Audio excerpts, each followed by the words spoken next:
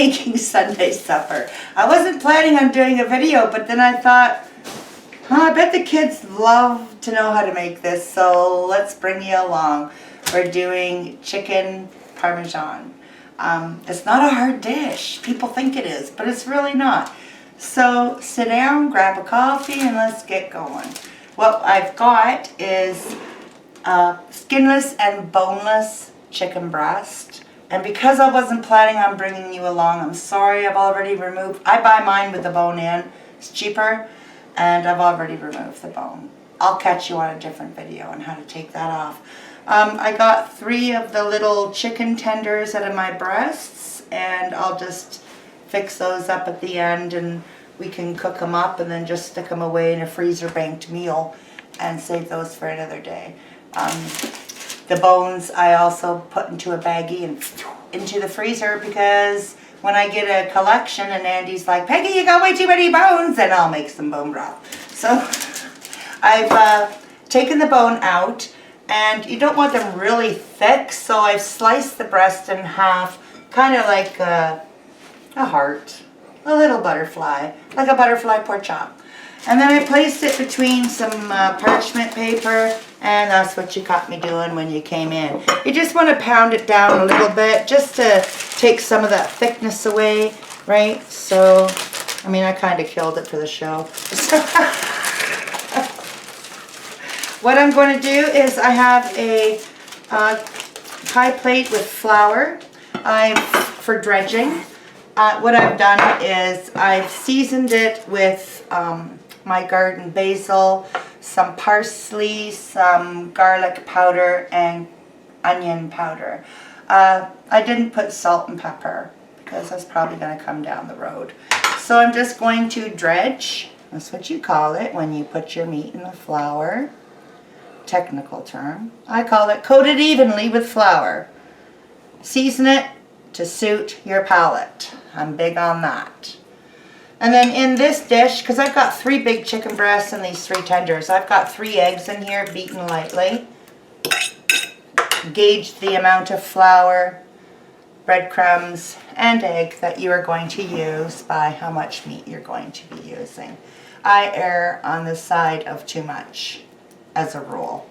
So I'm going to dredge this really good in the egg yolk. Or sorry, whole egg whipped, not just the egg yolk.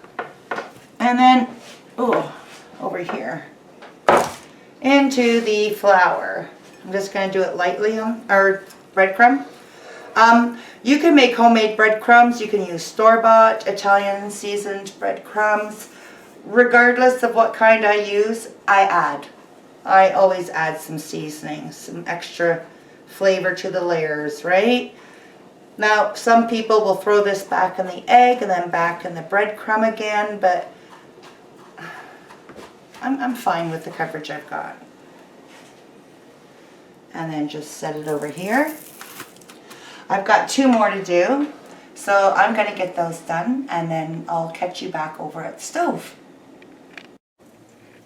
Okay, so I've got them all dredged in the flour, the beaten egg, and the breadcrumb mixture. I have lightly seasoned the flour with my favorite seasonings. I was pretty heavy on the oregano because this is, after all, veal parmesan. So look at this one. It turned into a perfect heart. So this will be for Andy. This will be our Valentine one. So what I've got in here is I've heated up just a, glug, glug, glug of oil. I'm using peanut oil today. It has a very high burn point.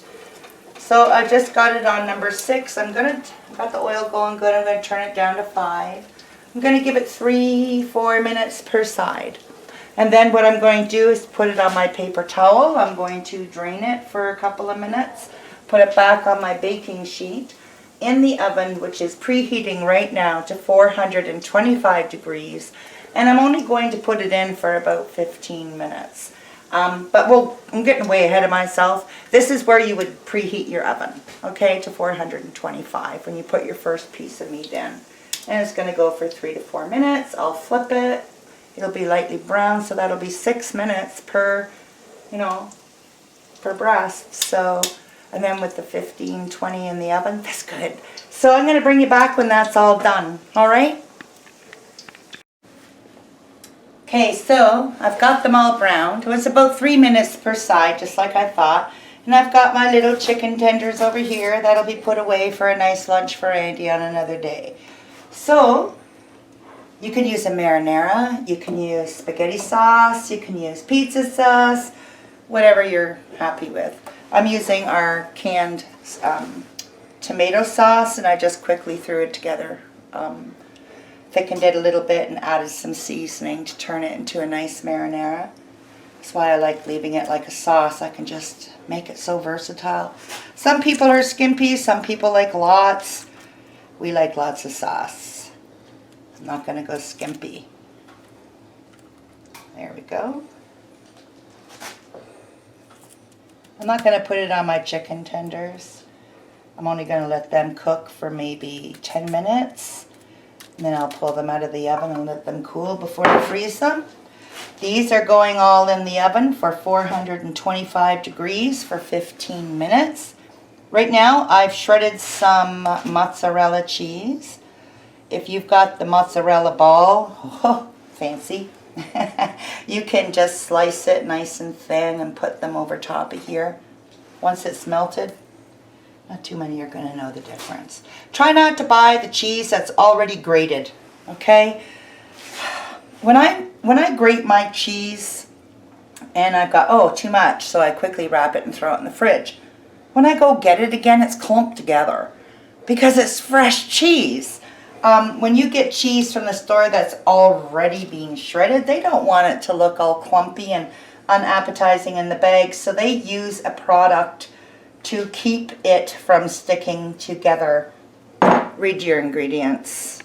I hear tell it's wood pulp. It could be anything. It's something. And why do you want it in there? Okay, so we've got everything prepped. I'm going to put it in the oven for 15 minutes. When I take it out, I'm going to do the light seasoning on the top so that it's all surfaced above the cheese and I don't lose any. And we're going to serve that with a little bit of noodle, some spaghetti. So I've already got the water on, and by the time this is ready, so should the spaghetti. When I get it plated up, I'll bring you back and we'll feed the man. Okay, so here it is, everybody. I gave him the one with the heart. Aww. Turned out perfect. 12 minutes in the oven. I had the spaghetti ready. I just rolled it on the fork tongs and served it up on his plate with a little marinara sauce and seasoned the meat with some garden fresh basil. So, sweetheart, here you go. Thank you. Oh, this looks good. Have a taste of that chicken parmesan. And it's a homemade marinara sauce. Looks good. Hot. Mm. Is it moist? Mm-hmm. Awesome. Good. So, yeah, 12 minutes in the oven at 425 after cooking for 3 minutes on each side on the stove top. There you have it. A quick chicken parmesan, and you can alternate that with your veal, of course, with veal cutlets. Do it the same way. I hope you give it a try. It's a nice, unfancy, but little bit of work meal for the family. They're worth it. Remember to like, subscribe, and share. Andy can't talk, he's got his mouth full. What can we say? I'm going to cut That's out good. before he does. That's good. Okay, thanks all. See you next video.